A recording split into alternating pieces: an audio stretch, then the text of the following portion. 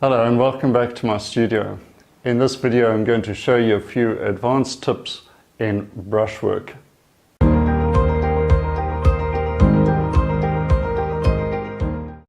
In this painting behind me of a seascape and a beach scene, I've done some impasto brushwork to add the finishing touches to the painting.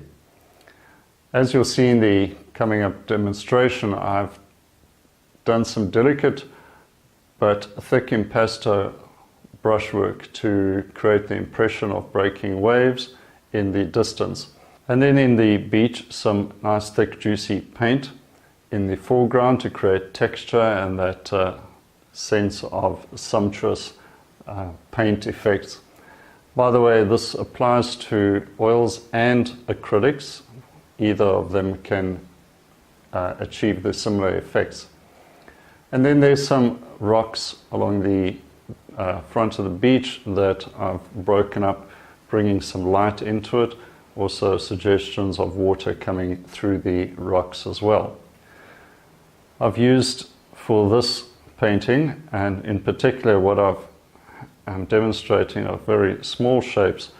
So I've used a number 4 filbert brush. It's a bristle brush.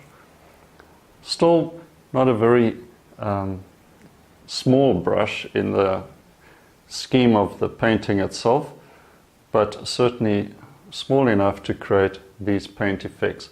You don't need anything smaller. Also have a close look at the way the paint is being laid on. I hold the brush, 4 fingers and a thumb. Just remember you're not holding a pen, you're not holding a stick, and it's a loose grip, not a white knuckle type thing either.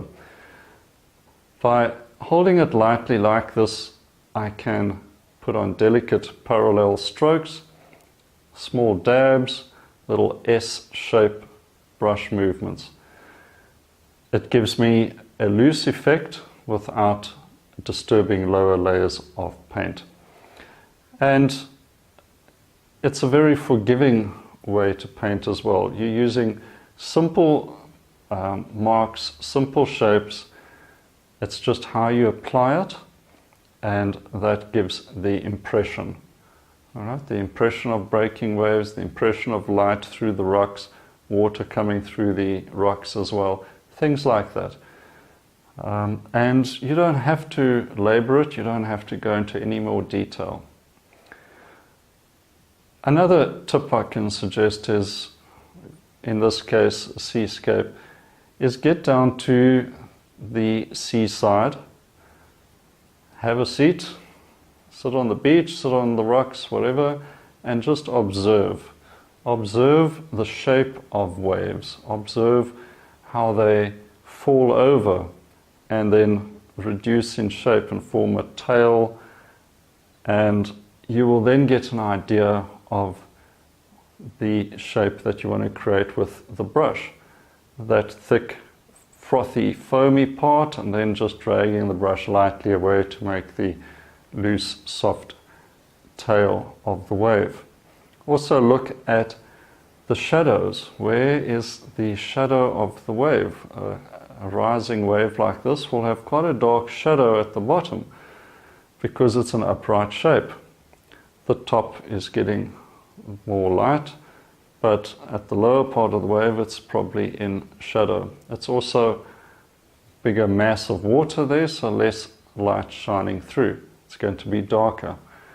When the foam comes over like this and crashes down, there's kind of like a lip or shadow under the foam as well.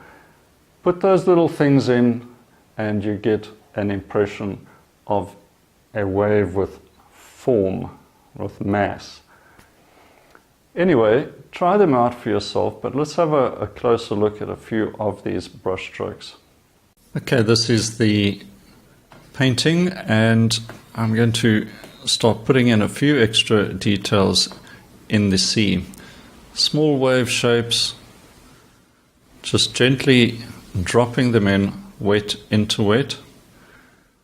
Whether you're working with oils or acrylics, the same technique can apply.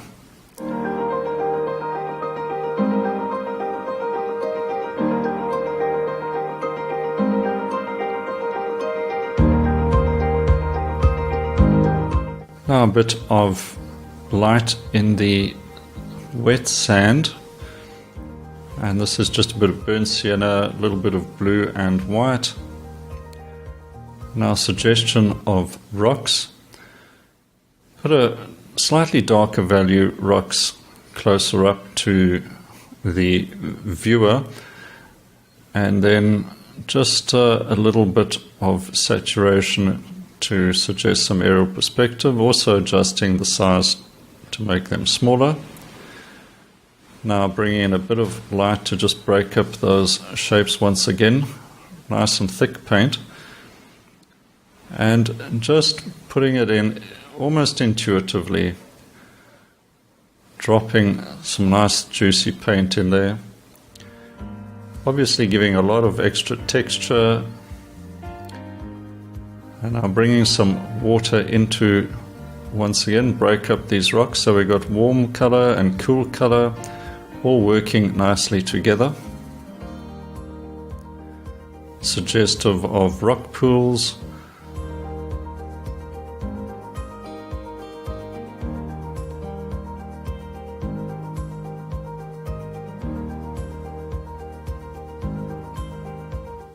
Lots of layers of good juicy paint. Now with a bigger brush, bringing a bit more texture right into the foreground, breaking up these grey shadows slightly. The paint's got a touch of pink to it for warmth right in the foreground. So light in value, warm in temperature, and really add some punch in the foreground of the painting. Few little dabs of light, then back into the distance. It's a sort of cloudy day, clouds blowing across the sky, so there's fleeting shadows, and these also appear into the sea, so I'm bringing a few dark shapes to suggest those shadows as well.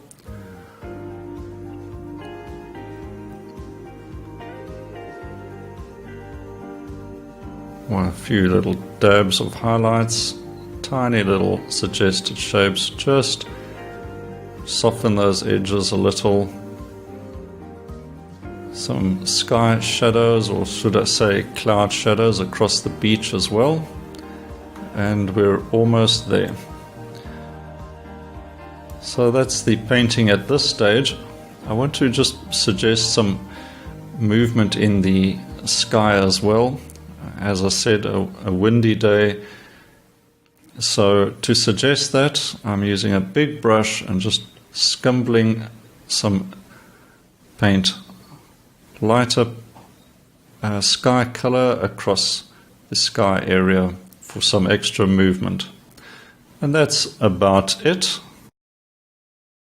Now remember, if you want to get notified of more videos like this, please subscribe and hit the little bell as well. That will notify you when I upload a new video.